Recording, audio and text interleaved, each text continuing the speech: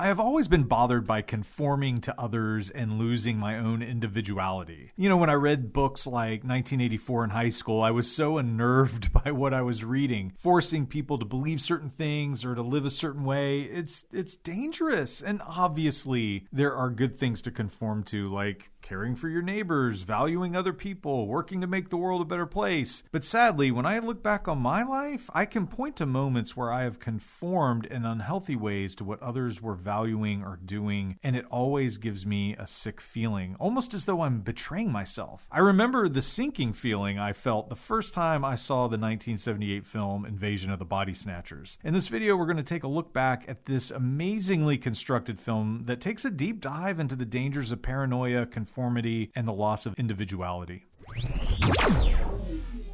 Invasion of the Body Snatchers, directed by Philip Kaufman, is a remake of a 1956 film, which was itself an adaptation of a novel by Jack Finney. This 1978 version, however, takes the essence of the original and transforms it into a chilling, paranoid, dare I say it, masterpiece? The movie is set against the backdrop of San Francisco, and it follows the story of a health inspector named Matthew, played by Donald Sutherland, who becomes increasingly alarmed as he starts to discover that people around him are being replaced by emotionless duplicates. Alongside his colleague Elizabeth, played by Brooke Adams, their friends Jack and Nancy, Matthew starts to uncover this conspiracy. And the extraterrestrial invaders replicate humans as exact duplicates. They have no emotion. And in the movie, the tension escalates as the characters struggle to distinguish between the real people, the real humans, and the alien imposters. When I see this movie, the first thing that jumps out at me is just how great the cast is. You have Donald Sutherland, Brooke Adams, Leonard Nimoy, Veronica Cartwright, Jeff Goldblum. They all deliver. And they deliver, for me at least, believable performances. I specifically love Goldblum.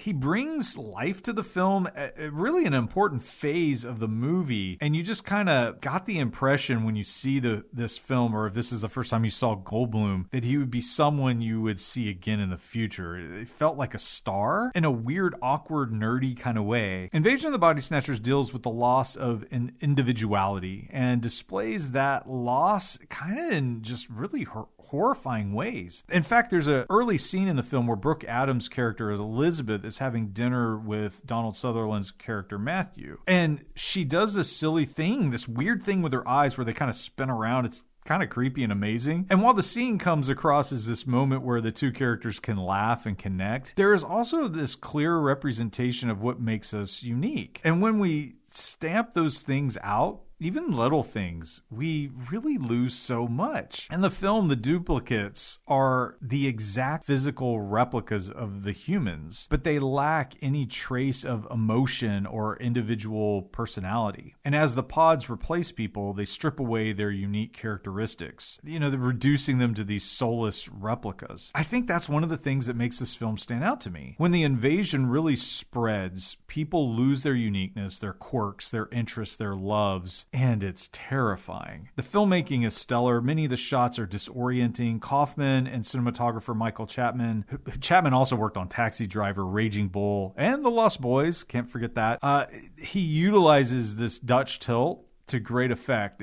They craft some amazing shots, and so often in the film you feel like off balance, off kilter because of how these shots are composed. It's really worth just watching the film just to see the composition of different shot types throughout. Invasion of the Body Snatchers is such a unique film in how it creates a sense of dread and paranoia, whether it's, an actor in the background watching Matthew and Elizabeth, or, when Matthew later walks into a building, there's like a person being chased by a crowd, like a group of people. The film just keeps elevating the fear and paranoia throughout. This movie is saying something about these themes. For me, it just feels very timely. As a society, it just seems like we have a really hard time listening to one another, let alone accepting someone that is different. And we tend to want everyone the same as us. Invasion of the Body Snatchers shows us what that might be like. While it is an exaggerated sci-fi horror film, we can see there is value in being unique and having freedom. We live in a time where that seems to be, in some ways, slipping away. Let me know in the comments what you think about this movie, Invasion of the Body Snatchers, and the themes it is exploring. Do you read the film differently? If so, please let me know. And as always, thank you for watching and living in the past with me.